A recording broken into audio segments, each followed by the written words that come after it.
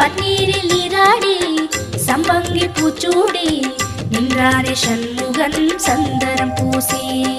ஓம் சரவண குஹ சரவண ஓம் சரவண குஹ சரவண. பன்னீரில் நீராடி சம்பங்கி பூச்சூடி நின்றானே சண்முகன் சந்தனம் பூசி. தங்கரதமாடி வரும் வள்ளல் முகம் கோடி பெறும்.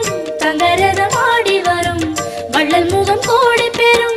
வள்ளல் கரத்தாலே வாழ்வு வரும். குஹன் என்றாலே சுகம் என்றாகும். குஹன் என்றாலே சுகம் என்றாகும். பழனி மலையில் பழகும் உறவில் பாசம் பிறக்கும். ஷண்முகநாதனை